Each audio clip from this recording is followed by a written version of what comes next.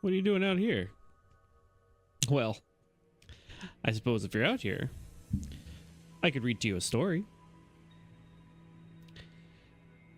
Story that we'll be sharing with you tonight is one by H.P. Lovecraft. The Call of Cthulhu. As you may have noticed, or probably noticed when you came in, there is still a content warning. There's going to be some words and things in here that may mean different things nowadays, and I will be reading them and saying them unedited. Although I am saying the words and reading the story, these are not my words. I did not write this. I did not make this. Worst case scenario, I will just be silent for a word. So here we begin. The Call of Cthulhu, found among the papers of the late Francis Wayland Thurston of Boston. Of such great powers or beings, there may be considerably a survival of a hugely remote period when consciousness was manifested, perhaps in shapes and forms long since withdrawn, before the tide of advancing humanity, forms of which poetry and legend alone have caught a flying memory and called them gods, monsters, mythical beings of all sorts and kinds. Algernon Blackwood. Part 1. The Horror in Clay.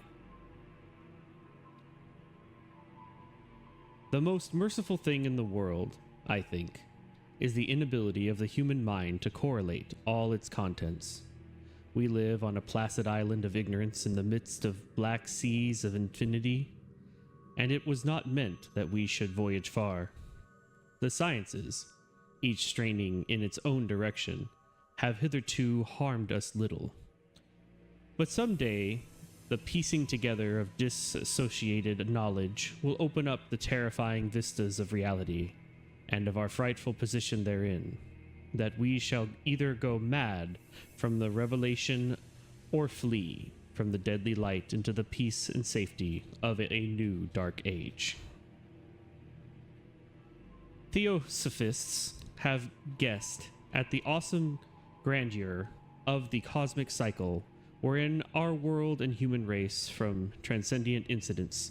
They have hinted at strange survival in terms which would freeze the blood, if not masked by a bland optimism.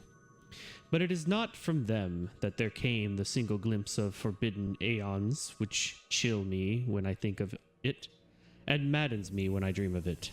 That glimpse, like all dread glimpses of truth, flashed out from an accidental piecing together of separate things, in this case an old newspaper item, and the notes of a dead professor. I hope that no one else will accomplish this piecing out. Certainly if I live, I shall never knowingly supply a link in so hideous a chain. I think that the professor, too, intended to keep silent regarding the part he knew, and that he would have destroyed his note had not sudden death seized him. My knowledge of the thing began in the winter of 1926 to 1927, with the death of my grand-uncle George Angel, Professor Emeritus of Semitic Languages in Brown University, Providence, Rhode Island. Professor Angel was widely known as an authority on ancient inscriptions, and had frequently been resorted to by the heads of prominent museums, so that his passing at the age of 92 may be recalled by many. Locally,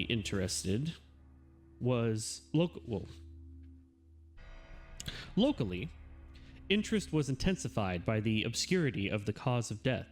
The professor had been stricken whilst returning from the Newport boat, falling suddenly, as witnesses said, after having been jostled by a nautical-looking man who had come from one of the queer dark corners on the precipice hillside, which formed a shortcut from the waterfront to the deceased's home in William Street.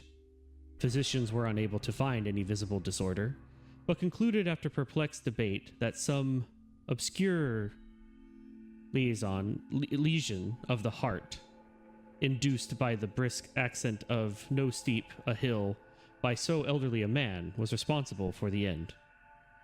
At the time, I saw no reason to dissent from this dictum, but laterally I am inclined to wonder, and more than wonder. As my granduncle's heir and executor, for he died a childless widower, I was expected to go over his papers with some thoroughness, and for that purpose moved his entire set of files and boxes to my quarters in Boston. Much of the material which I correlated will be later published by the American Archaeological Society, but there was one box which I found exceedingly puzzling, and which I felt much adverse from shrewing to other eyes. It had been locked, and I did not find the key till it occurred to me to examine the personal ring which the professor carried always in his pocket.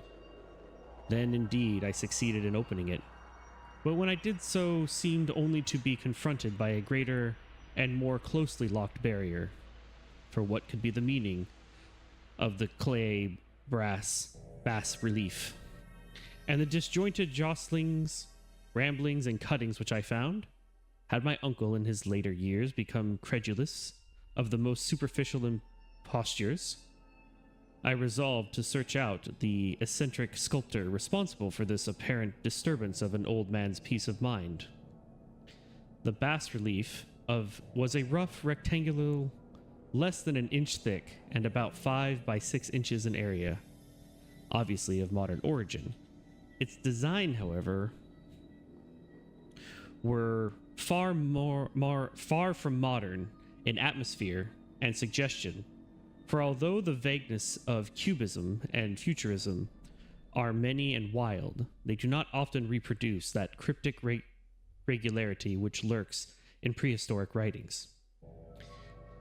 And writings of some kind, the bulk of these designs seem certainly to be, though my memory, despite much familiarity with the papers and collections of my uncle, failed in any way to identify this particular species, or even to hint at its remotest affiliations. Above these apparent hieroglyphics was a figure of evidently pictorial intent, though its impressionistic execution forbade a very clear idea of its nature. It seemed to be a sort of monster or symbol representing a monster of a form which only a diseased fancy could conceive. If I say that my somewhat extravagant imagination yielded simultaneous pictures of an octopus, a dragon, and a human caricature, I shall not be unfaithful to the spirit of the thing. A pulpy, tentacle head surmounted a grotesque and scaly body with rudimentary wings, but it was the general outline of the whole which made it most shockingly frightful. Behind the figure was a vague suggestion of a cyclopean architectural background. The writing accompanied this oddity was aside from a stack of press cuttings in Professor Engel's most recent hand, and made no pretense to literary style. What seemed to be the main document was headed Cthulu Cult, in characters painstakingly printed to avoid the erroneous readings of a word so unheard of.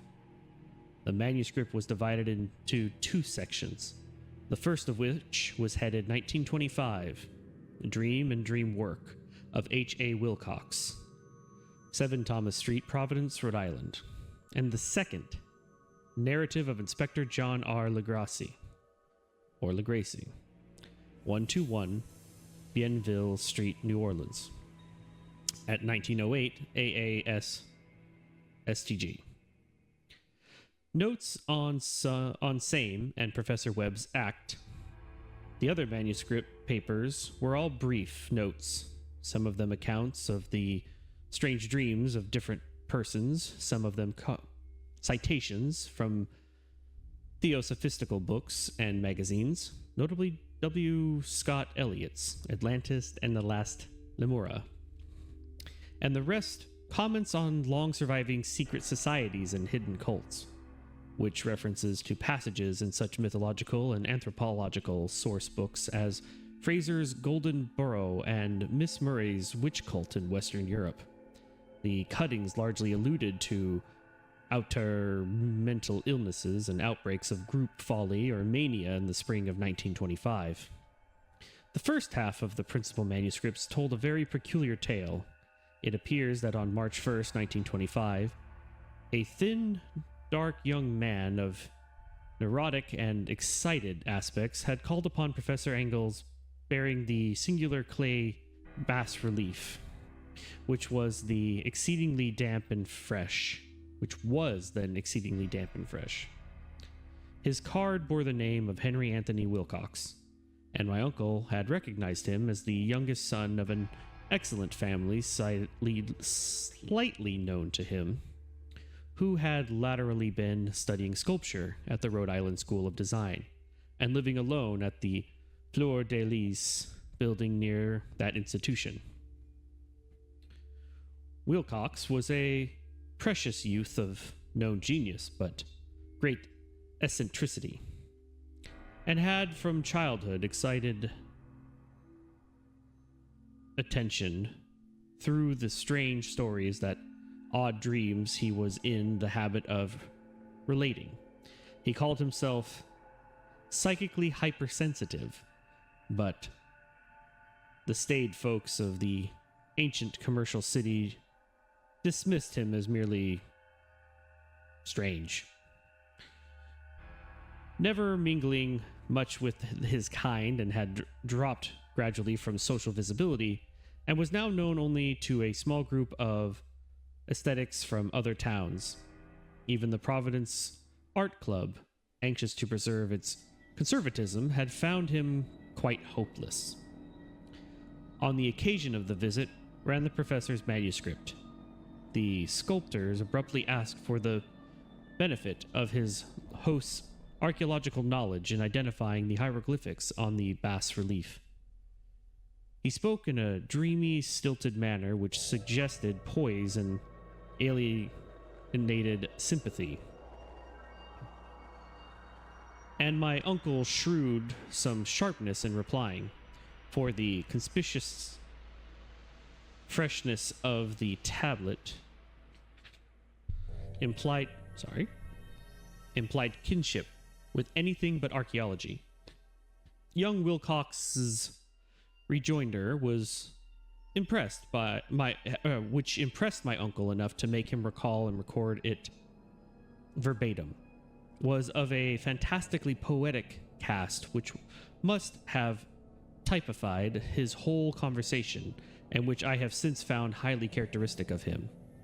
He said, "It is new indeed, for I made it last night in a dream of strange cities. And dreams are older than brooding Tyre, or the contemplative Sphinx, or garden-girdled Babylon.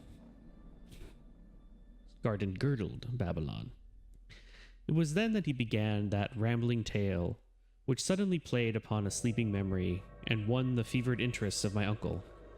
There had been a slight earthquake tremor the night before, the most considerable felt in New England for some years, and Wilcox's imagination had been keenly affected. Upon retiring, he had an unprecedented dream of great cyclopean cities, of Titan blocks and sky-flung monoliths, all dripping with green ooze and sinister with latent horror. Hieroglyphics had covered the walls and pillars, and from some undetermined point below had come a voice that was not a voice, a chaotic sensation which only fancy could transmute into sound, but which he attempted to render by the almost unpronounceable jumble of letters. Cthulu Fatang. This verbal jumble was the key to the recollection of excited and disturbed Professor Engel. He questioned the sculpture with scientific minuteness and studied with almost frantic intensity the bas relief on which the youth had found himself working, chilled and clad only in his night clothes. When waking had stolen bewilderingly over him, my uncle blamed his old age. Wilcox afterwards said, for his slowness in recognizing both hieroglyphics and pictorial designs. Many of his questions seemed highly out of place to his visitor, especially those which tried to connect the latter with strange cults or societies.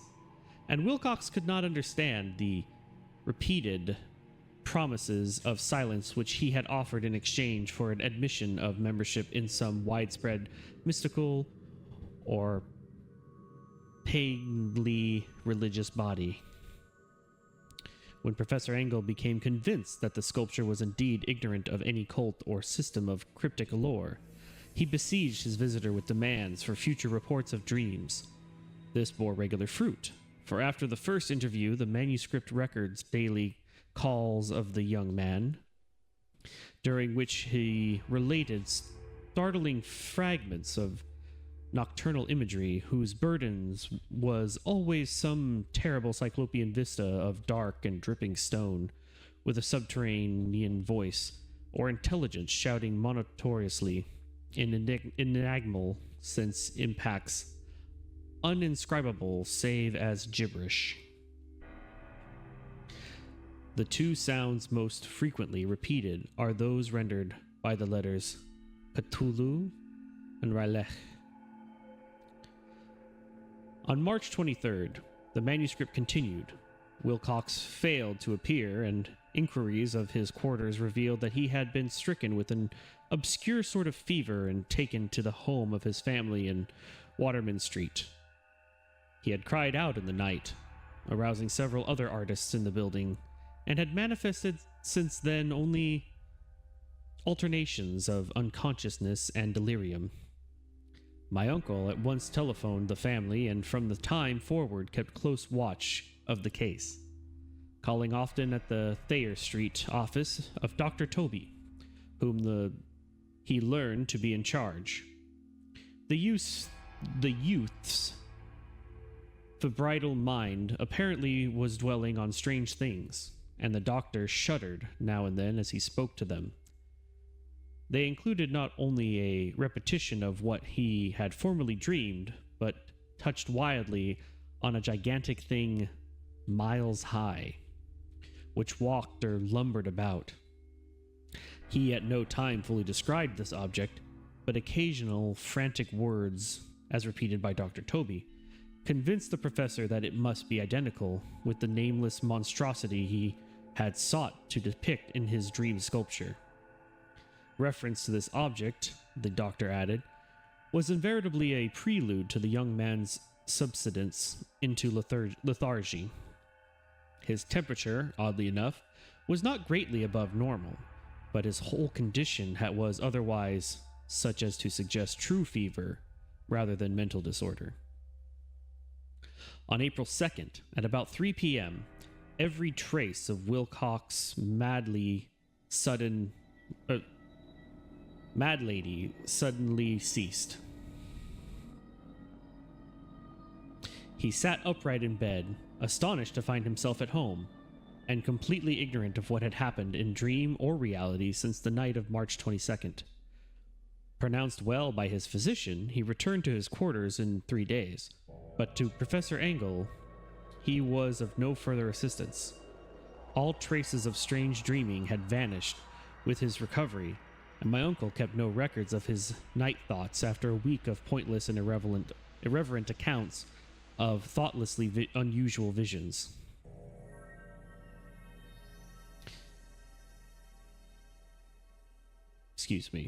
Irreverent accounts of thoroughly unusual visions.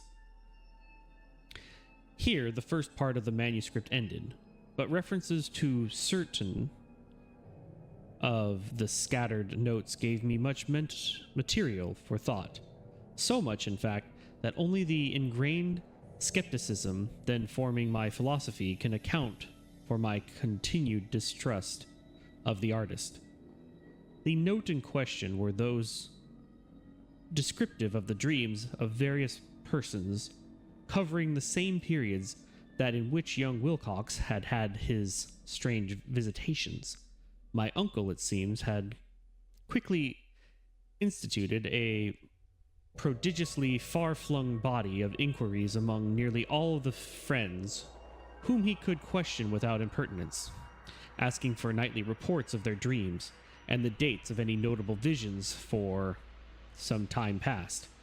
The reception of his request seemed to have been varied, but he must at the very least have received some responses than any ordinary man could have handled without a secretary.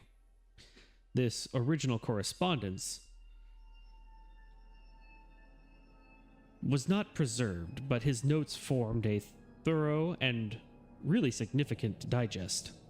Average people in society and business, New England's traditional salt of the earth, gave an almost completely negative result, though scattered cases of uneasy but formless nocturnal impressions appear here and there, always between March 23rd and April 2nd, the period of young Wilcox's delirium. Scientific men were little more affected, though 4 cases of vague description suggest fugitive glimpses of strange landscapes. And in one case, there is mentioned a dread of something abnormal. It was from the artists and poets that the pertinent answers came, and I know that panic would have broken loose had they been able to compare notes. As it was lacking the original letters, I half expected the compiler of having asked leading questions or of having edited the correspondence in cooperation with what he had latently resolved to see. That is why I continued to feel what Wilcox, somehow cognizant of the old data which my uncle had possessed, had been imposing on the veteran scientists. These responses from aesthetics told a disturbing tale. From February 28th to April 2nd, a large proportion of them had dreamed a very bizarre thing, the intensity of the dreams being immeasurably the stronger during the period of the sculpture's delirium. Over a fourth of those who reported anything reported scenes and half sounds not unlike those which Wilcox had described, and some of the dreamers confessed acute fear of the gigantic nameless thing visible towards the last. One case, which the note describes with emphasis, was very sad. The subject, a widely known architect with leanings towards theosophy and occultism, went violently insane on the date of young Wilcox's seizure and expired several months later after incessant screamings to be saved from some escaped denizens of hell. Had my uncle referred to these cases by name instead of merely by number, I should have attempted some corroboration and personal investigation. But as it was, I succeeded in tracing down only a few. All of these, however, bore out of the notes in full. I have often wondered if all of the objects of the professor's questionings felt as puzzled as did this fraction. It is well that no explanation shall ever reach them. The press cuttings, as I have intimated, touched on cases of panic, mania, and eccentricity. During the given period, Professor Engel must have employed a cutting bureau, for the number of cases extracts was tremendous, and the sources scattered throughout the globe. Here was a nocturnal suicide in London, where a lone sleeper had leapt from a window after a shocking cry.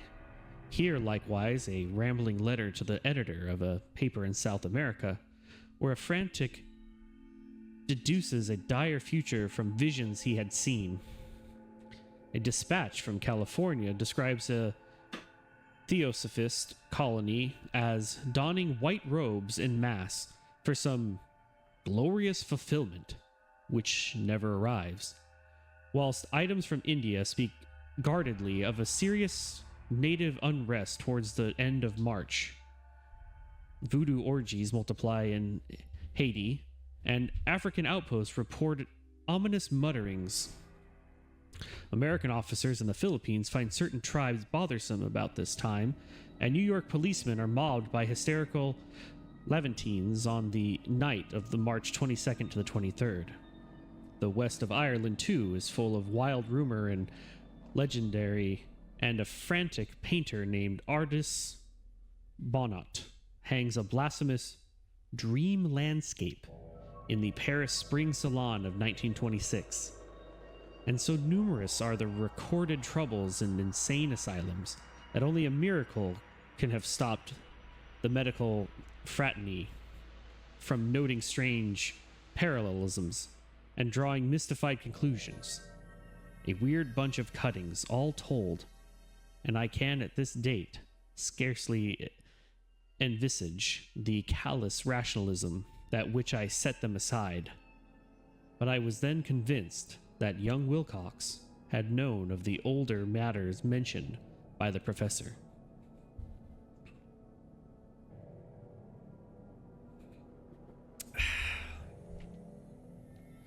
Part 2. The Tale of Inspector Legrassi. The older matters which had made the sculpture's dream and the bas-relief so significant to my uncle formed the subject of the second half of his long manuscript. Once, before it appeared, Professor Engel had seen the hellish outlines of the nameless monstrosity, puzzled over the unknown hieroglyphics, and heard the ominous syllables which can be rendered only as Cthulu. And all this in so stirring and horrible a concoction that it is small wonder he pursued young Wilcox with queries and demands for data. The earlier experience had come in 1908, 17 years before when the American Archaeological Society had held its annual meetings in St. Louis. Professor Engel, as befitted one of his authority and attainments, had had a prominent part in all the deliberations. He was one of the first to be approached by the several outsiders who took advantage of the convocation to offer questions for correct answering and problems for expert solutions. The chief of these outsiders, and in a short time the focus of interest for the entire meeting, was a commonplace-looking middle-aged man who had traveled all the way from New Orleans for certain special information unattainable by any local source. His name was John Raymond Legrassi. Or Legrassi. I'll go with Legrassi. And he was, by profession, an inspector of police. With him, he bore the subject of his visit, a grotesque, repulsive, and apparently very ancient stone statue whose origin he was at a loss to determine.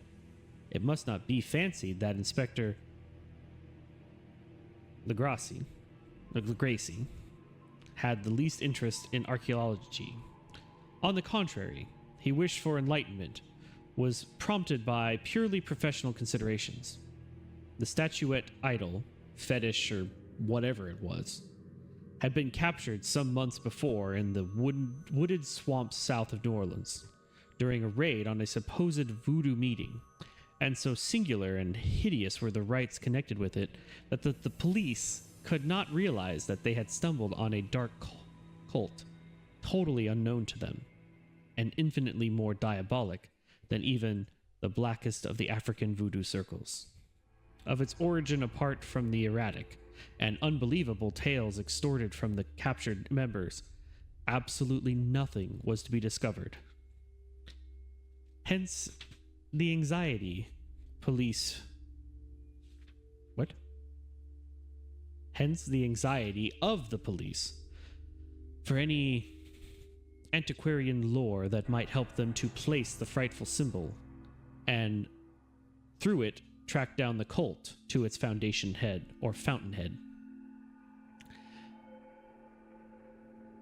Inspector Legrassi was scarcely prepared for the sensation which his offering created.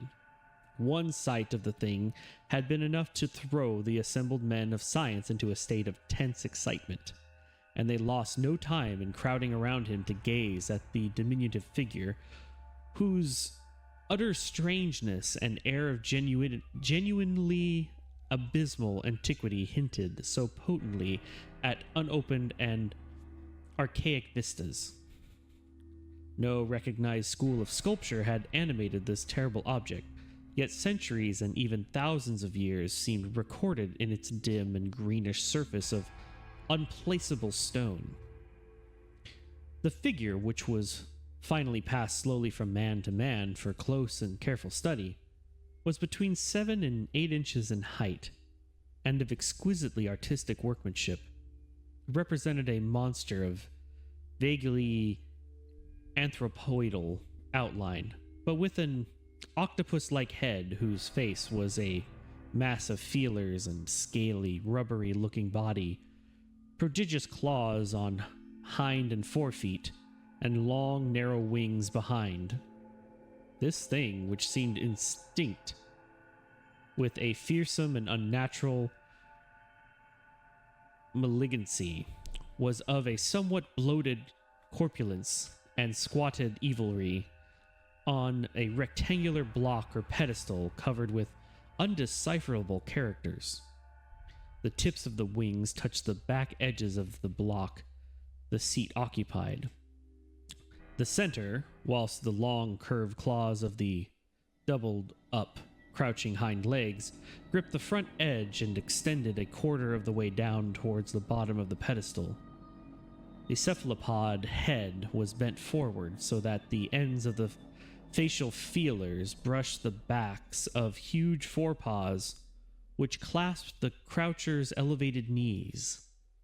The aspect of the whole was abnormally lifelike, and the more subtly fearful became its source, so a totally unknown.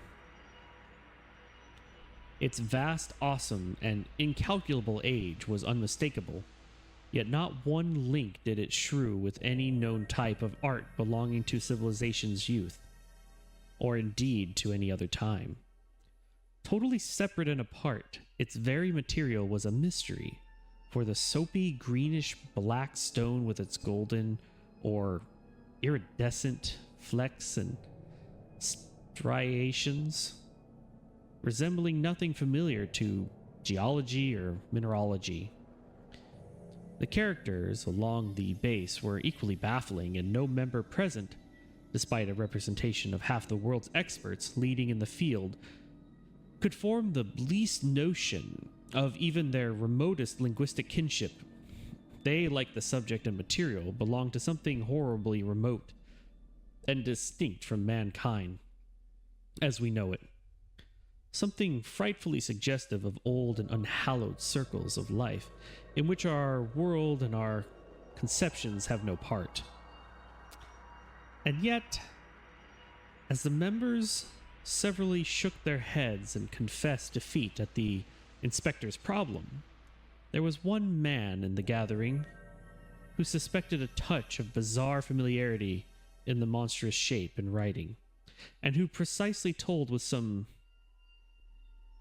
diffidence of the odd trifle he knew. This person was the late William Channing Webb, professor of anthropology in Princeton University, and an explorer of no slight note. Professor Webb had been engaged 48 years before in a tour of Greenland and Iceland, in search of some runic inscription which he failed to unearth, and whilst high up on the West Greenland coast, had encountered a singular tribe of cult or degenerate Equimox, whose religion, a curious form of devil worship, chilled him with its deliberate bloodthirstiness and repulsiveness. It was a faith of which other Esquimaux knew little, and which they mentioned only with shudders, saying that it had come down from horribly ancient eons before ever the world was made. Besides nameless rites and human sacrifices, there were certain queer hereditary rituals addressed to a supreme elder devil, or Tornosk, and of the Professor Webb had taken a careful phonic copy from an aged Engelkoch, or wizard priest, expressing the sounds in Roman letters as best he knew how. But just now of prime significance was the fetish which this cult had cherished. Yes? I was looking at Esquimaux. I was trying to figure out. Oh. That's a... I don't know what that is. It's like Esquimaux. Yeah, I'm gonna... All right. Anyway, where were we? But just now of prime significance was the fetish which the cult had cherished and around which they had danced when the aurora leaped high over the ice cliffs. It was the professor's stated and very crude bas-relief of stone, comprising of hideous picture and some cryptic writings, and so far as he could tell, it was a rough parallel in all essential features of the bestial thing now lying before the meeting. This data, received with suspense and astonishment by the assembled members, proved doubly exciting to Inspector Legracie, and he began at once to ply his information with questions. Having noted and copied an oral ritual among the swamp cult worshippers his men had arrested, he besought the professors to remember as best he might the syllables taken down amongst the diabologist Esquimaux. There then followed an exhaustive comparison of details and the moment of really awed silence. Then both detective and scientist agreed on the virtual identity of the phrase common to two hellish rituals so many worlds of distance apart, that in substance, both the Esquimaux... Why did it cut it off? Sorry, a letter got cut off of that word. Wizards and the Louisiana swamp priests. What? It is Esquimaux. It's just like a weird French way of saying it. Yeah, it's got an X in it.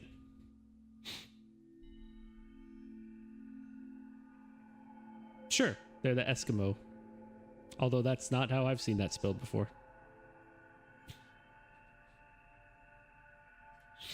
Who knows? Who knows?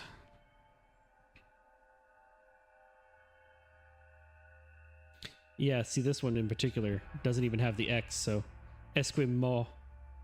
Well, we'll just say both the Eskimo, wizards, and the Louisiana swamp priests had chanted to their kindred idols was something very like this. The world divisions being guessed at from traditional breaks in the phrase as chanted aloud.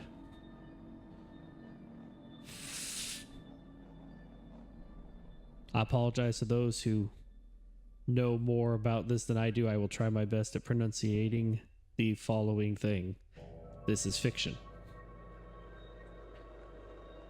Fanaguli Magwanafa Cthulu Ralech Waganala Fatang. The Gracie had 1 point in advance of Professor Webb, for several among his mongrel prisoners had repeated to him what older celebrants had told them the words meant. This text, as given, ran something like this. In his house at Rylech, dead Cthulhu waits dreaming. And now, in response to a general and urgent demand, Inspector Legracie related as fully as possible his experience with the swamp worshippers, telling a story to which I could see my uncle attached profound significance. It savored of the wildest dreams of Mythmaker and Theosophist, and disclosed an astonishing degree of cosmic imagination among such half-casters and pariahs as might be least expected to possess it. On November 1st, 1907, there had come to the New Orleans police at frantic summons from the swamp and lagoon country to the south The squatters there, mostly primitive but good-natured descendants of Lafayette's men, were in the grip of stark terror from an unknown thing which had stolen upon them in the night. It was voodoo, apparently, but voodoo of a more terrible sort than they had ever known, and some of their women and children had disappeared since the malevolent tom-tom had begun its incessant beating far within the black haunted woods where no dweller ventured. There were insane shouts and harrowing screams, soul-chilling chants, and dancing devil flames, and the frightening messenger added, the people could stand it no more. So a body of 20 police, filling 2 carriages and an automobile, had set out in the late afternoon with the shivering squatters as a guide. At the end of the passable road, they alighted, and for miles splashed on in silence through the terrible cypress woods where day never came. Ugly roots and malignant hanging nooses of Spanish moss beset them, and now and then a pile of dank stones or fragrant of a rotting wall intensified by its hint of morbid habitation, a depression which every malformed tree and every fungus inlet combined to create. At length, the squatters' settlement. Excuse me, there was a period. And every fungus inlet combined to create. At length, the squatter settlement, a miserable huddle of huts, hove in sight, and hysterical dwellers ran out to cluster around the group of bobbing lanterns. The muffled beat of tom-toms was now faintly audible far, far ahead, and the curdling shriek came at infrequent intervals when the wind shifted. A reddish glare, too, seemed to filter through the pale undergrowth beyond endless avenues of forest night. Reluctant even to be left alone again, each one of the cowed squatters refused point blank to advance another inch towards the scene of unholy worship.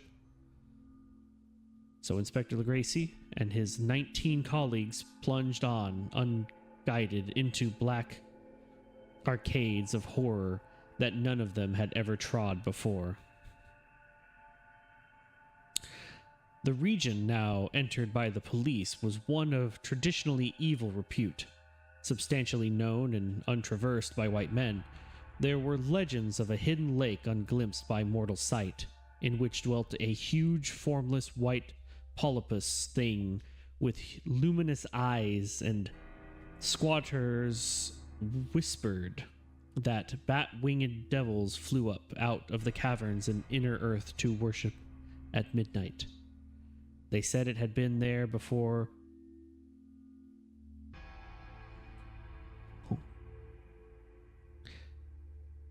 D'Iberville, before La Chalene, before the Indians, and before even the wholesome beasts and birds of the woods. It was nightmare itself, and to see it was to die. But it made men dream, and so they knew enough to keep away.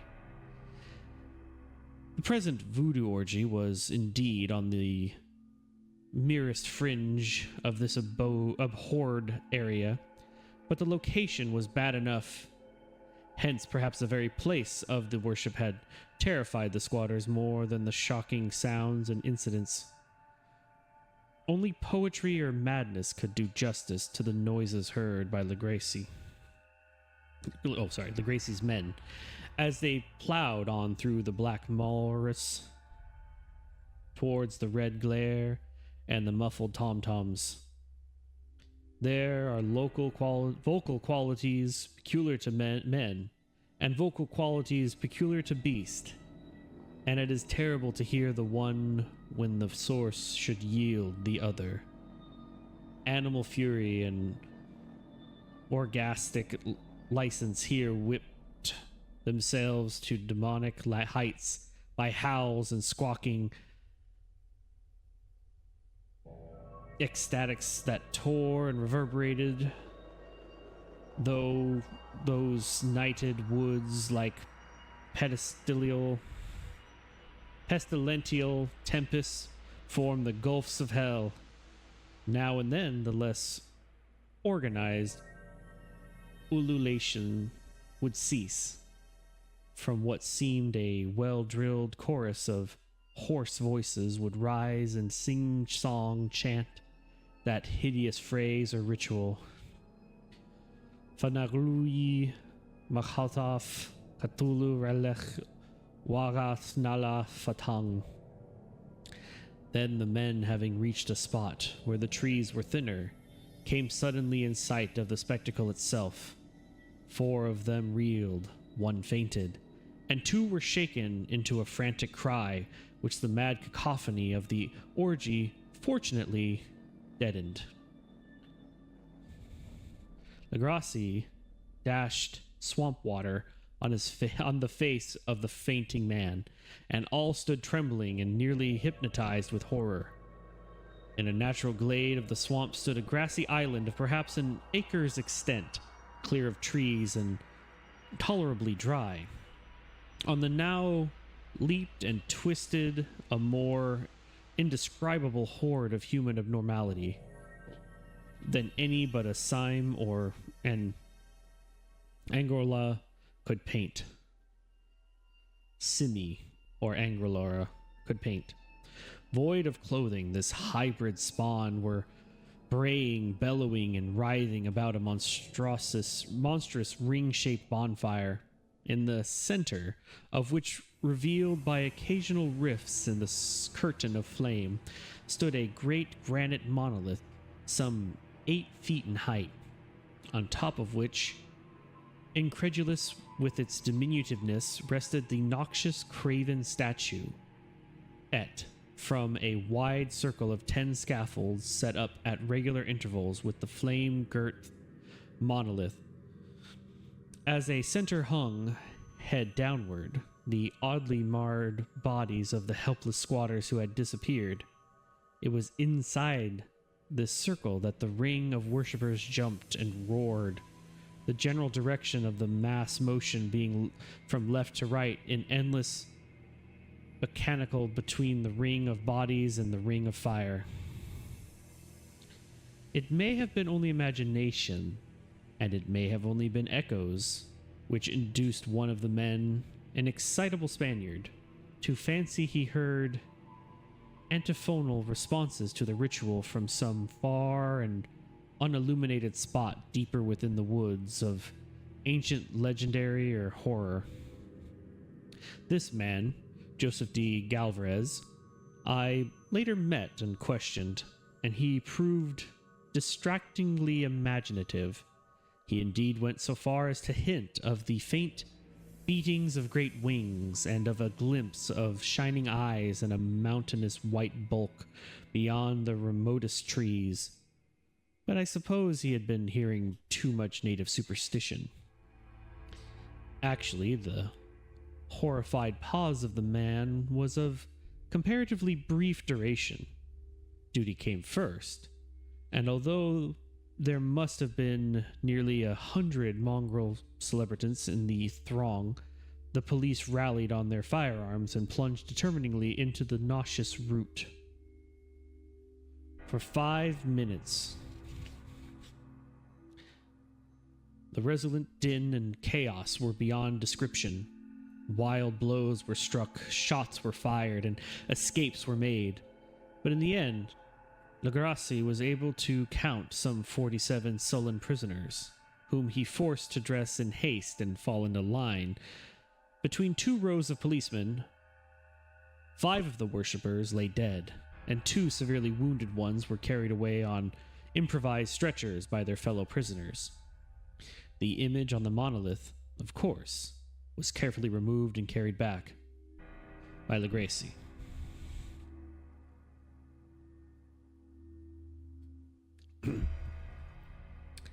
Examined at headquarters after a trip of intense strain and weariness, the prisoners all proved to be men of very low, mixed-blooded, and mentally aberrant type.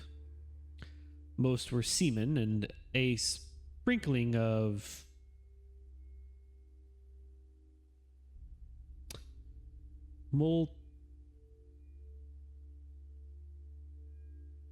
mulattoes, largely West Indians or Breville Portuguese from the Cape Verde Islands, gave a coloring of voodooism in the heterogeneous cult. But before many questions were asked, it became manifest that something far deeper and older than their fetishism was involved. Degraded and ignorant as they were, the creatures held with unsurprisingly consistency to the central idea of their loathsome faith. They worshipped, so they said, the great old ones, who lived ages before there were any men, and who came to the young world out of the sky. Those old ones were gone now, inside the earth and under the sea, but their dead bodies had told their secrets and dreams to the first men, who formed a cult which had never died. This was that cult, and the prisoners said it had always existed and always would exist, hidden in distant wastes and dark places all over the world until the time when the great priest Cthulhu, from his dark house in the mighty city of Rylech under the waters, should rise and bring the earth again beneath his sway. Someday, he would call, when the stars were ready and the secret cult would always be waiting to liberate him. Meanwhile, no more must be told. There was a secret which even torture could not extract. Mankind was not absolutely alone among the conscious things of earth, for shapes came out of the dark to visit the faithful few. But those were not the great old ones. No man had ever seen the old ones. The carven idol was great Cthulhu, but none might say whether or not the others were precisely like him. No one could read the old writings now, but things were told by word of mouth. The chanted ritual was not the secret. That was never spoken aloud, only whispered.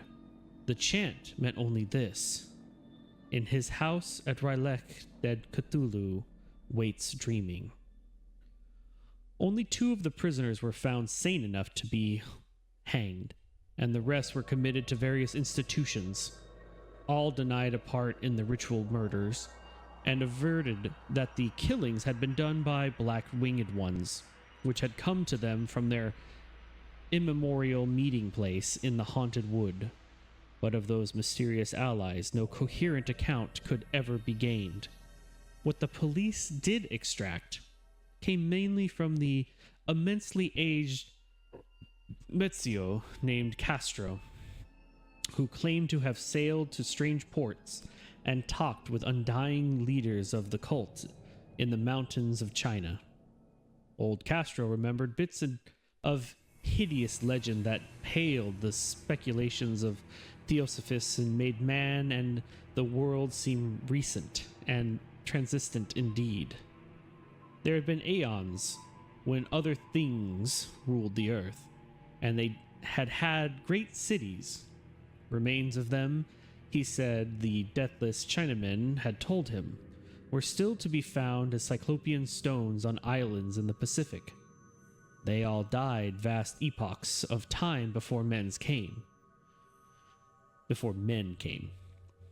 But there were arts which could revive them when the stars had come around again to the right positions in the cycle of eternity.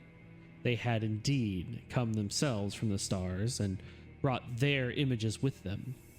These great old ones, Castro continued, were not composed altogether of flesh and blood. They had shape.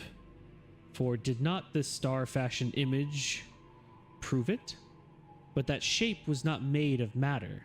When the stars were right, they could plunge from the world to world through the sky. But when the stars were wrong, they could not live. But although they no longer lived, they would never really die. They all lay in stone houses in their great cities of Rylech, preserved by the spells of mighty Cthulhu, for a glorious resurrection when the stars and the earth might once more be ready for them. But at that time, some force from outside must serve to liberate their bodies.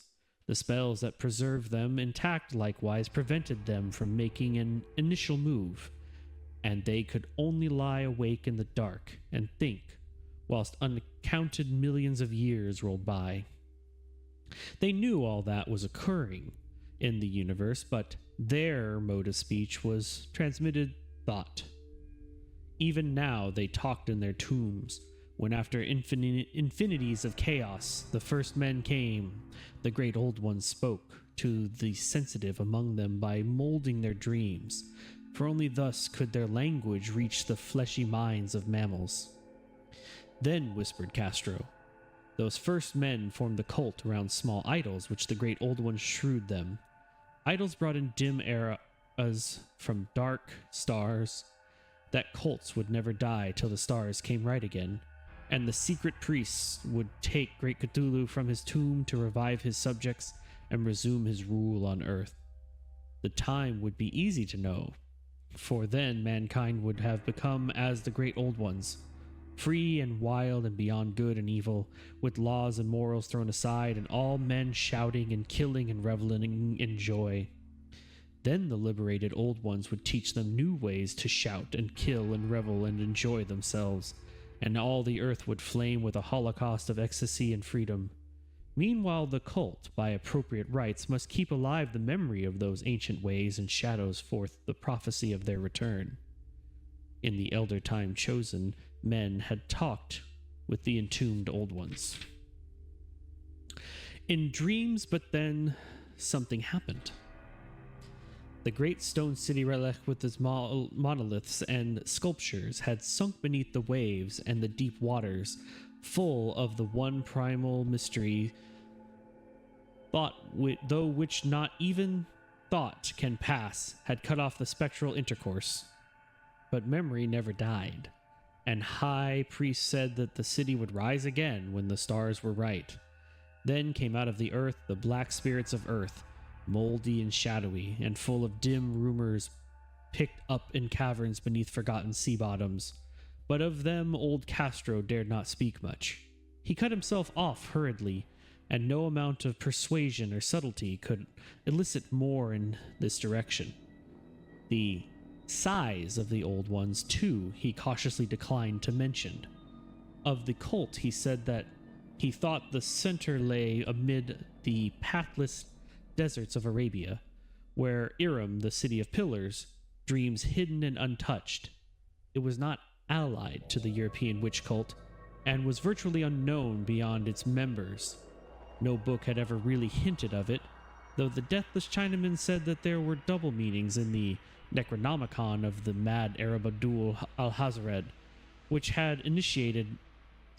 initiated might read as they chose, especially the much discussed couplet. That is not dead which can eternally lie, and with strange eons even death may die. Legrassi, deeply impressed, and not a little bewildered, had inquired in vain concerning the historic affiliations of the cult. Castro apparently had told the truth when he said that it was wholly secret. The authorities at Tulane University could shed no light upon either cult or image, and now the detective had come to the highest authorities in the country and met with no more than the Greenland tale of Professor Webb. The feverish interest aroused at the meeting by Legrassi's tale, corroborated as it was by the statuette, is echoed in the subsequent correspondence of those who attended, although scant mention occurs in the formal publication of the society.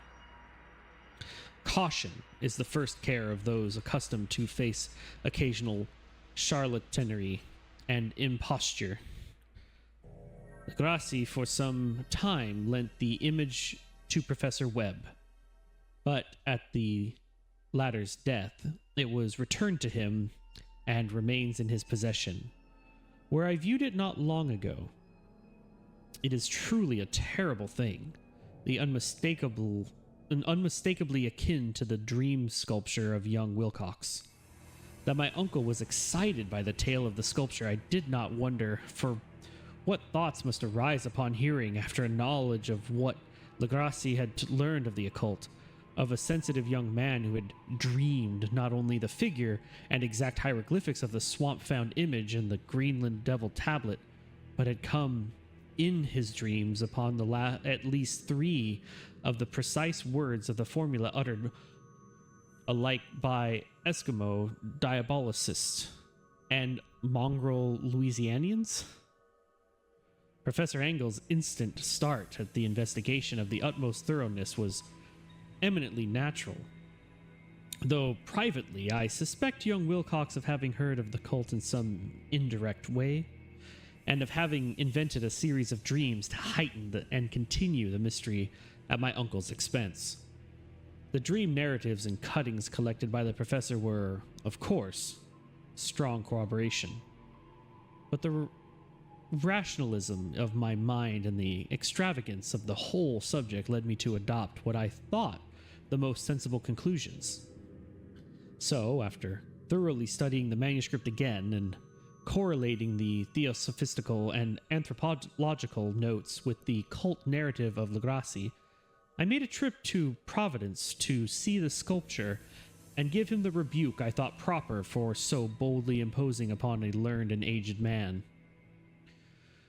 Wilcox still lived alone in the Fleur de Lis building in Thomas Street, a hideous Victorian imitation of 7th century Breton architecture, which flaunts its stuccatoed font amidst the lovely colonial houses on the ancient hill, and under the very shadow of the finest Gregorian steeple in America. I found him at work in his rooms, and at once conceded from the specimens scattered about his genius is indeed profound and authentic. He will, I believe, sometime, he heard from as one of the great descendants, for he has crystallized in clay and will one day mirror in marble those nightmares and fantasies which Arthur Machen invokes in prose, and Clark Ashton Smith makes visible in verse and in painting.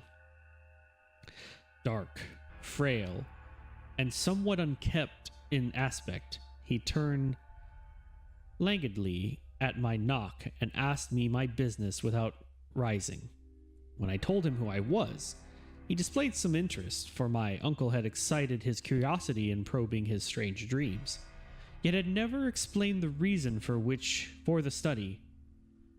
I did not enlarge his knowledge in this regard, but sought with some subtlety to draw him out. In a short time I became convinced of his absolute sincerity, for he spoke of the dreams in a manner none could mistake. They and their subconscious residuum had influenced his art profoundly, and he shewed me a morbid statue whose contours almost made me shake with the potency of its black suggestion.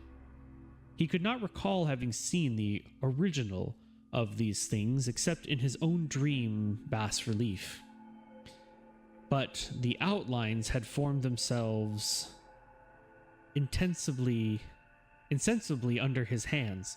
It was, no doubt, the giant shape he had traveled of in delirium, that he really knew nothing of the hidden cult, save from what my uncle's relentless catechisms had let fall. He soon made clear, and again I strove to think of some way in which he could possibly have received the weird impressions.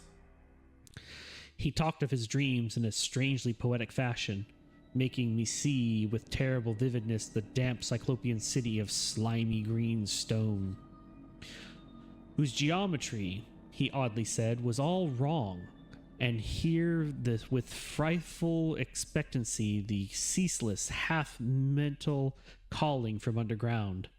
Cthulu fatagen, Cthulu fatagen. Those words had formed part of that dreaded ritual which told of dead Cthulhu's dream vigil in his stone vault at Rylech, and I felt deeply moved despite my rational beliefs. Wilcox, I was sure, had heard of the cult in some casual way, and had soon forgotten it amidst the mass of his equally weird reading and imagining. Later, by virtue of its sheer impressiveness, it had found subconscious expressions in dreams.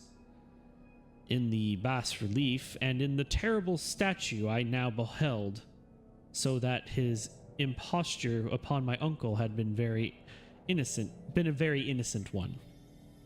The youth was of a type at once slightly affected and slightly ill-mannered, which I could never like, but I was willing enough now to admit both his genius and his honesty. I took leave of him amicably, and wished him all the success his talent promises. The matter of the cult still remained to fascinate me, and at times I had visions of personal fame from researches into its origins and connections. I visited New Orleans and talked with Legrassi and others of that old-time raiding party, saw the frightful images and even questioned such the mongrel prisoners as still survived. Old Castro, unfortunately, had been dead for some years. What I now heard so graphically at first hand, though, it was really no more than a detailed confirmation of what my uncle had written, excited me afresh, for I felt sure that I was on track of a very real, very secret, and very ancient religion whose discovery could make me an anthropologist of note. My attitude was still one of absolute materialism, as I wish it still were, and I discounted with almost inexplicably perversity the concedence of the dream notes and the odd cuttings collected by Professor Engel. One thing I began to suspect, and which I now fear I know, is that my uncle's death was far from natural. He fell on a narrow hill street leading up from an ancient waterfront swarming with foreign mongrels. After a careless push from a sailor, I did not forget the mixed blood and marine pursuits of the cult members in Louisiana. It would not be surprised to learn of secret methods and poisoned needles as ruthless and as ancient known as the cryptic rites and belief Legrassi's and his men. Cryptic rites and beliefs. Legrassi and his men, it is true, have been let alone, but in Norway and certain seamen who saw things is dead. Might not the deeper inquiries of my uncle after encountering the sculptor's data have come to sinister ears? I think Professor Engel died because he knew too much, or because he was likely to learn too much. Whether I shall go as he did remains to be seen, for I have learned much now.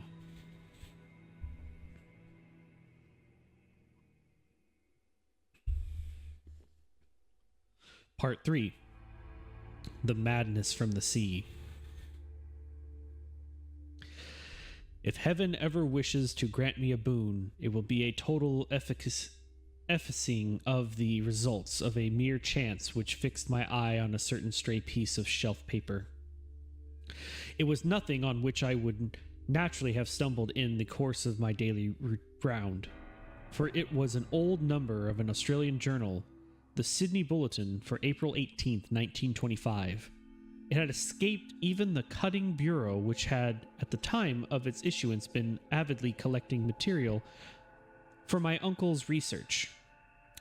I had largely given over my inquiries into what Professor Engel created the Cthulu cult, and was visiting a learned friend in Paterson, New Jersey, the curator of a local museum, and a mineralogist of note. Examining one day the reserve specimen roughly set on the storage shelves in a rear room of the museum, my eye was caught by an odd picture in one of the old papers spread beneath the stones.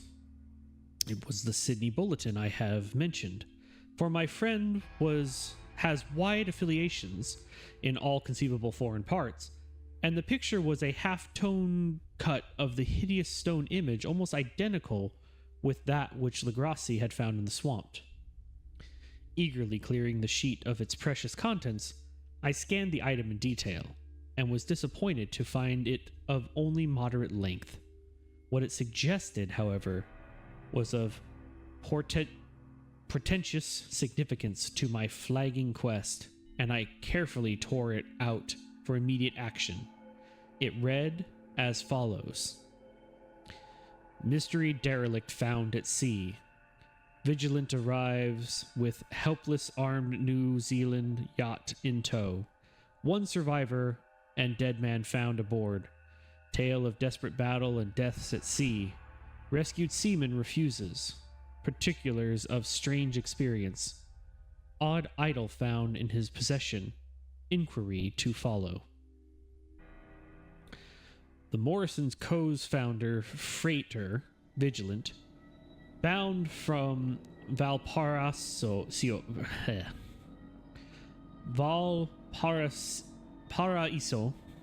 arrived this morning at its wharf in Darling Harbor, having in tow and battled and disabled but heavily armed steam yacht. Alert of Dunedin, NZ, which was sighted April 12th in south latitude 34 degrees 21 and west longitude 152 degrees 17 minutes, with one living and one dead man aboard. The Vigilant left Valparaiso March 25th, and on April 2nd was driven considerably south of her course by exceptionally heavy storms and monster waves.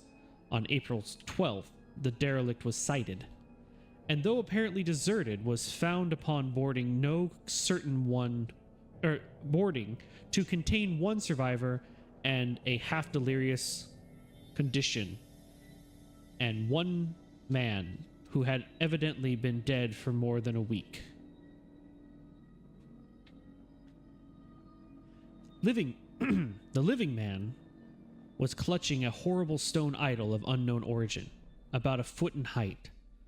Regarding those nature authorities at Sydney University, the Royal Society, and the museum in College Street all profess complete bafflement, and which the survivor says he found in the cabin of the yacht, in a small carved shrine of common pattern.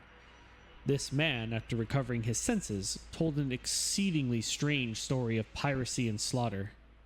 He is Gustav Johansson, a Norwegian of some intelligence, and had been second mate of the two mastered school Emma of Auckland, and which sailed for Callao February 20th, with a complement of 11 men. The Emma, he says, was delayed and thrown wildly south of her course by the great storm of March 1st, and on March 22nd, in south latitude 49 degrees 51 minutes, west longitude 128 degrees 34 minutes, encountered the Alert, manned by a queer and evil-looking crew of Kanakas and half-castes, being ordered peremptorily to turn back. Captain Collins refused, whereupon the strange crew began to fire savagely without warning upon the schooner with a particularly heavy battery of brass cannon forming part of the yacht's equipment. The Emma's men shrewd fight, says the survivor, and though the schooner began to sink from shots beneath the waterline, they managed to heave alongside their enemy and board her, grappling with the savage crew on the yacht's deck and being forced to kill them all, the number being slightly superior because of their particularly abhorrent and desperate, though rather clumsy, mode of fighting. 3 of the Emma's men, including Captain Collins and First Mate Green, were killed, and the remaining 8, under Second Mate Johansson, proceeded to navigate the captured yacht, going ahead in their original direction to see if any reason for their ordering back had existed. The next day, it appeared they raised and landed on a small island, although none is known to exist in that part of the ocean, and 6 of the men somehow died ashore. Although Johansson is strangely reticent about this part of his story, and speaks only of their falling into a rock chasm.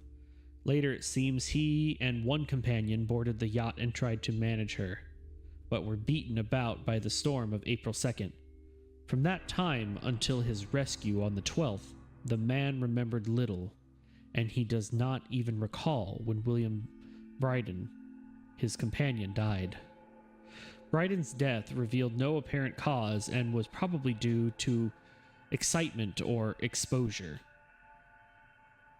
Cable advises from Dunedin a report that the Alert was well known there as an island trader and bore an evil reputation along the waterfront.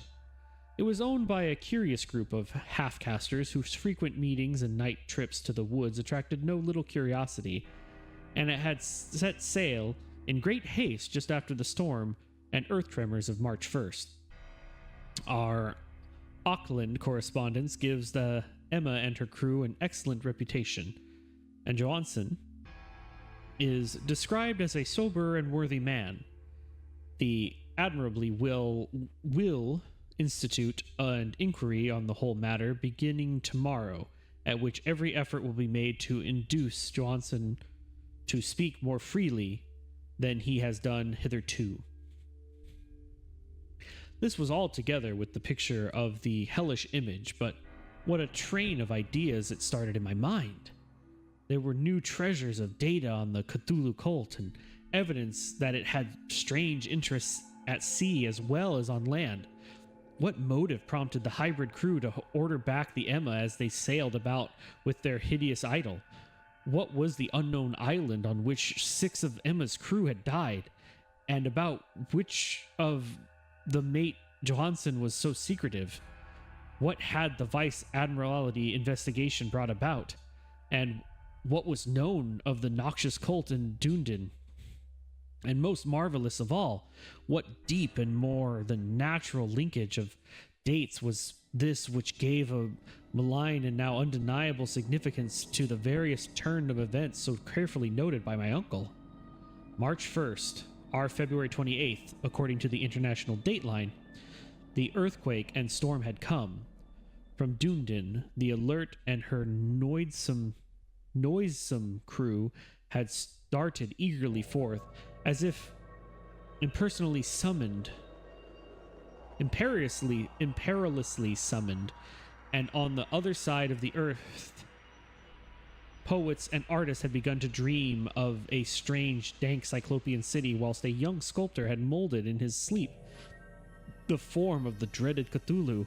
March 23rd, the crew of the Emma landed on an unknown island and left 6 men dead, and on that date the dreams of sensitive men assumed a heightened vividness and darkened with dread of a giant monster's malign pursuit, whilst an architect had gone mad and a sculptor had lapsed suddenly into delirium. And what of this storm of April 2nd, the date on which all dreams of the dank city ceased and Wilcox emerged unharmed from the bondage of strange fever? What of all of this? And of those hints of old Castro about the sunken starborn old ones and their coming reign, their faithful cult and their master of dreams? Was I tottering on the brink of cosmic horrors beyond man's power to bear? If so, they must be horrors of the mind alone, for in some way the 2nd of April had put a stop to whatever monstrous menace had begun its siege of mankind's soul. That evening, after a day of hurried cabling and arranging, I bade my hosts adieu and took a train for San Francisco. In less than a month, I was in Dunedin, where, however, I found the little was known of the strange cult members who had lingered in the old sea taverns. Waterfront scum was far too common for special mention, though there was a vague talk about one inland trip these mongrels had made, during which faint drumming and red flame were noted on the distant hills.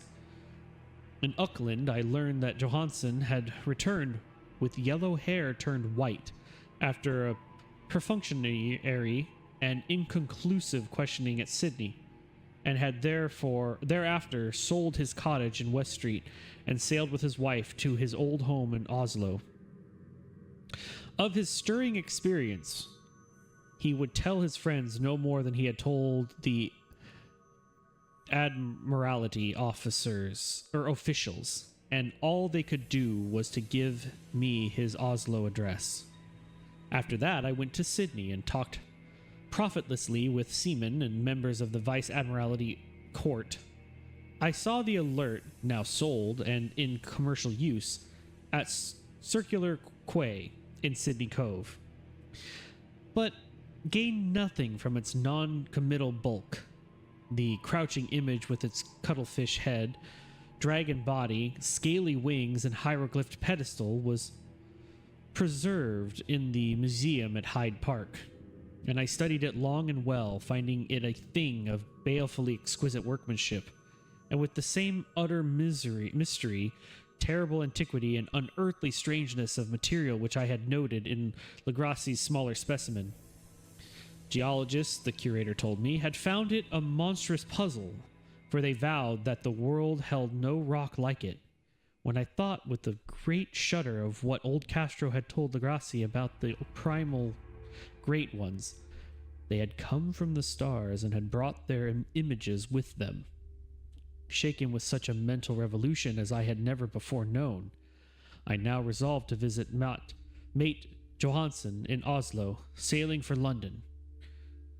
I re-embarked at once for the Norwegian capital, and one autumn day landed at the trim wharfs in the shadows of the Edgeburg, Johansen's address. I discovered lay in the old towns of King Harold Harada, which kept alive the name of Oslo during the centuries of the great city masquerade as Christiana. I made the brief trip by taxicab and knocked with palpitant heart at the door of the neat and ancient building with plastered front. A sad-faced woman in black answered my summons, and I was stung with disappointment when she told me, in halting English, that Gustav Johansen was no more. He had not survived his return, said his wife, for the doings at sea in 1925 had broken him. He had told her no more than he had told the public, but had left a long manuscript of technical matters, as he said, written in English, evidently in order to safeguard her from the perils of casual perusal.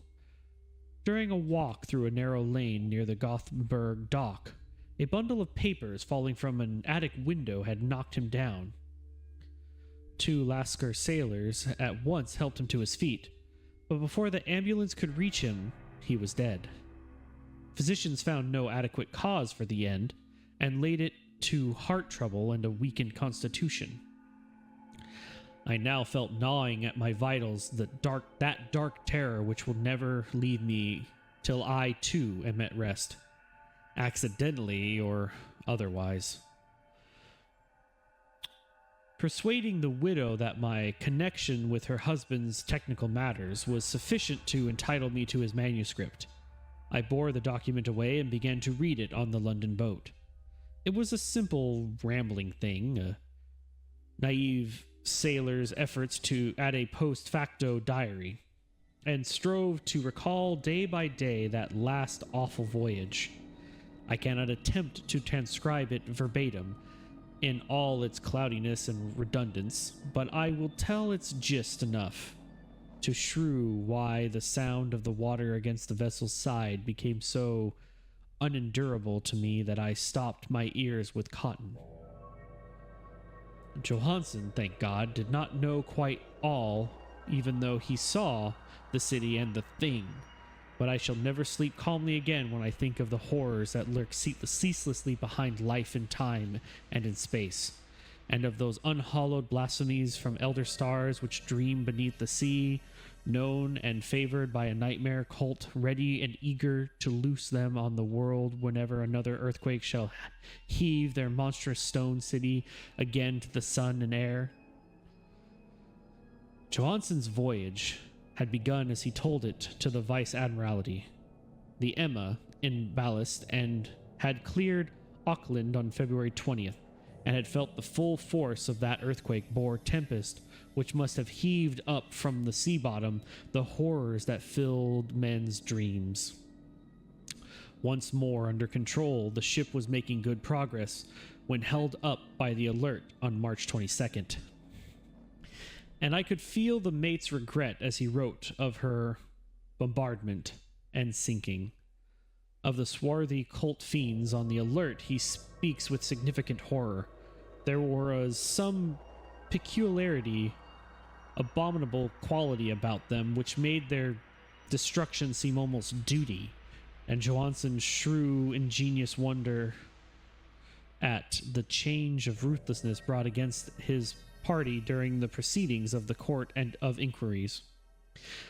Then, driven ahead by curiosity in their captured yacht under Johansson's command, the men sight a great stone pillar sticking out of the sea, and in south latitude 47 degrees 9 minutes, west latitude 126 degrees 43 minutes, came upon a coastline of mingled mud, ooze, and weedy cyclopean masonry, which can be nothing less than the tangible substance of Earth's supreme terror, the nightmare corpse city of Rylech, and was built in measureless eons behind history by the vast, loathsome shapes that steep down from the dark stars.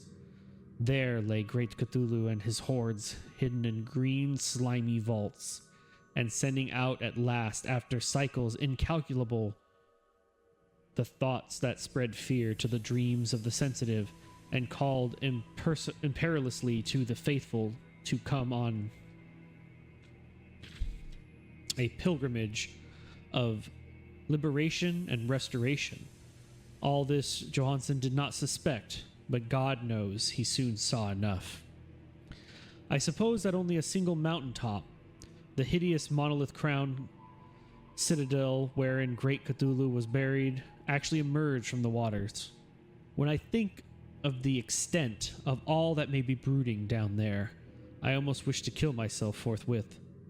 Johansson and his men were awed by the cosmic majesty of this dripping Babylon of elder demons, and must have guessed without guidance that it was nothing of this or any sane planet. Awe at the unbelievable size of the greenish stone blocks and the dizzying heights of the great cavern monolith, and at the stupefying identity of the colossal statues and bas-reliefs with the strange image found in the shrine on the alert, is poignantly visible in every line of the mate's frightened description. Without knowing what futurism is like, Johansson achieved something very close to it when he spoke of the city. For instead of describing any definite structure or building, he dwells only on broad impressions of vast angles and stone surfaces too great to belong to anything right or proper of this earth, and impetuous with horrible images and hieroglyphics. I mention his talk about angles because I suggest something Wilcox had told me of his awful dreams. He had said that the geometry of the dream place he saw was abnormal, non-Euclidean,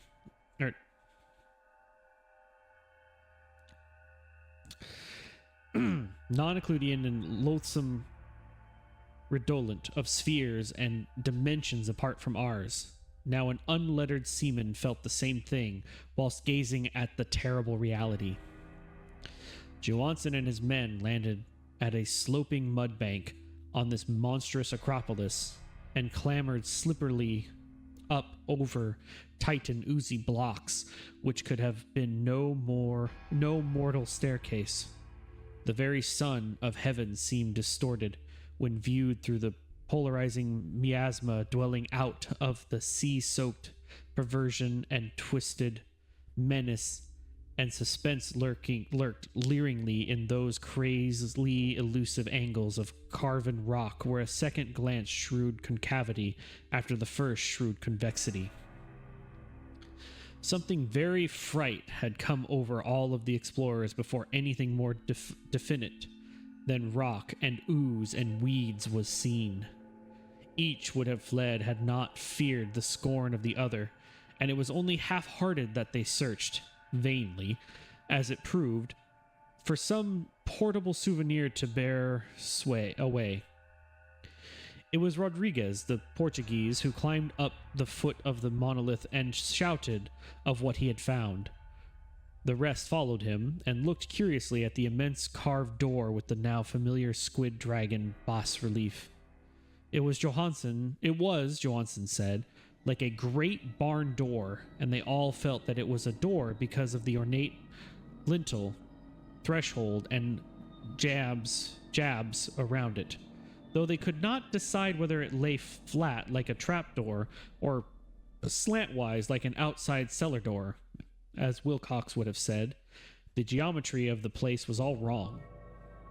One could not be sure that the sea and the ground were horizontal, hence the relative positions of everything else seemed phantasmally variable. Bryden pushed at the stone in several places without result.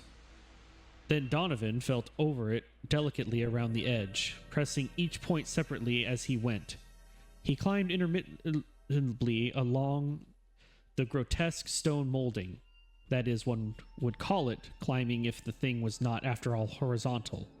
And the men wondered how any door in the universe could be so vast.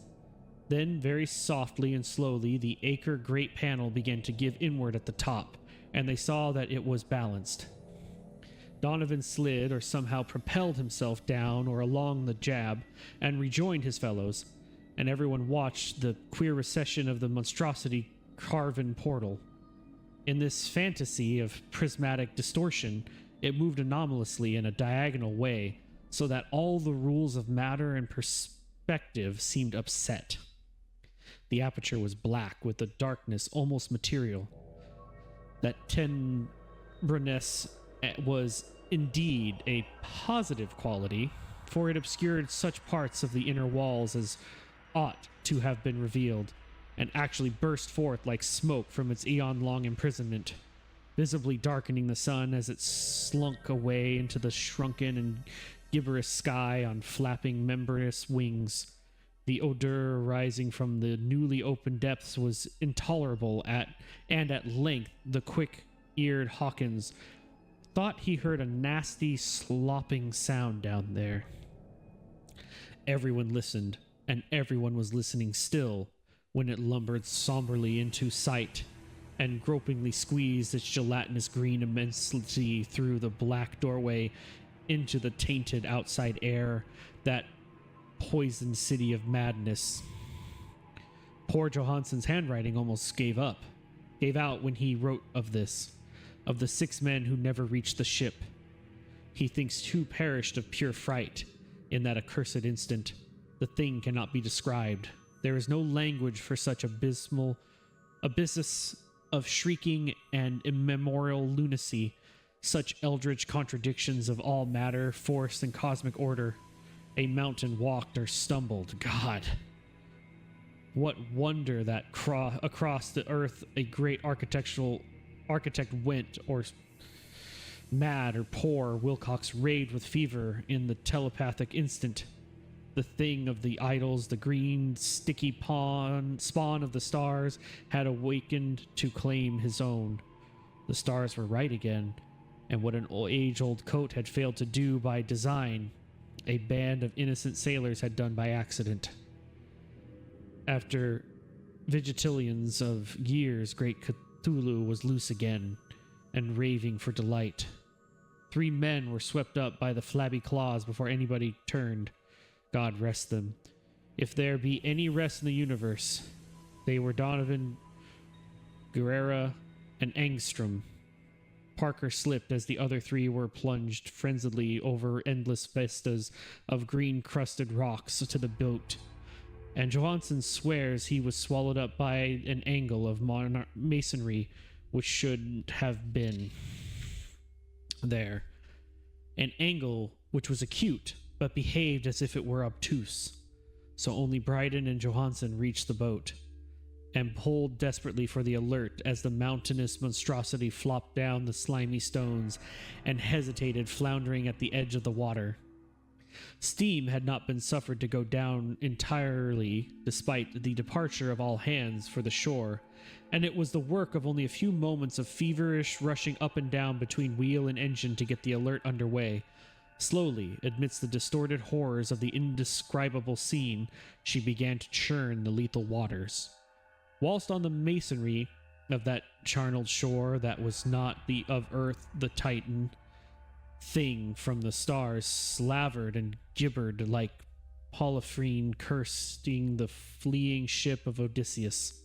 Then, bolder than the storied Cyclops, great Cthulhu slid greasily into the water and began to pursue with vast wave-raising strokes of cosmic potency. Bryden looked back and went mad, laughing shrilly as he kept on laughing at intervals till death found him one night in the cabin whilst Joanna was wandering deliriously. But Johansson had not given out yet, knowing that the thing could surely overtake the alert. Until steam was fully up, he resolved on a desperate chance, and setting the engines for full speed, ran lightning-like on deck and reversed the wheel. There was a mighty eddying of foam in the noisome brine, and as the steam mounted higher and higher, the brave Norwegian drove his vessel head-on against the pursuing jelly, which rose above the unclean froth like the stern of a demon galleon. The awful squid head with writhing feelers came nearly up to the bowsprit of the sturdy yacht, but Johansson drove on recklessly. There was a bursting as of an exploding bladder, a slushy nastiness as of a cloven sunfish, a stench of 1,000 open graves, and a sound of the chronicler would not put on paper. For an instant the ship was befouled by an acrid and blanding green cloud, and then there was only a venomous, seething astern. Where, God in heaven? The scattered plasticity of the nameless sky spawned was nebulously recombining in its hateful original form, whilst its distance widening every second as the alert gained impetus from its mounting steam. That was all. After that, Johansson only brooded over the idol in the cabin and attended to a few matters of food for himself and the laughing maniac by his side. He did not try to navigate after the first bold flight, for the reaction had taken something out of his soul. Then came the storm of April 2nd, and the gathering of the clouds about his consciousness. There is a sense of spectral whirling as the liquid gulfs of infinity, of dizzying rides through reeling universes on a cosmic tale, and the hysterical plunges from the pit to the moon, and from the moon back again to the pit, all livened by a cacophanating chorus of the distorted. Hilarious elder gods and the green bat-winged mocking imps of Tartarus. Out of that dream came rescue, the vigilant. The Vice Admiralty Court, the streets of Dunedin, and the long voyage back home to the old house by the Edgeburg. He could not tell. They would not think him mad. He would write of what he knew before death came, but his wife must not guess. Death would be a boon if only it could blot out the memories. That was the document I read, and now I have placed it in the tin box besides the bas-relief and the papers of Professor Engel. With it shall go this record of mine, this test of my own sanity, wherein is pieced together that which I hope may never be pieced together again. I have looked upon all that the universe has to hold of horror, and even the skies of spring and the flowers of summer must ever afterward be poison to me, but I do not think my life will be long. As my uncle went, as poor Johansson went, and so I shall go. I know too much, and the cult still lives. Cthulhu still lives too, I suppose, again in that chasm of stone which has shielded him since the sun was young. His accursed city is sunken once more, for the Vigilant sailed over the spot after the April storm, but his ministers on earth still bellow and prance and slay around idol-capped monoliths in lonely places. He must have been trapped by the sinking whilst within his black abyss, or else the world would by now be screaming with fright and frenzy. Who knows the end? What has risen may sink, and what has sunk may rise. Loathsomeness waits and dreams in the deep, and decay spreads over the tottering cities of men. A time will come, but I must not and cannot think. Let me pray that if I do not survive this manuscript, my executors may put caution before audacity and see that it meets no other eye.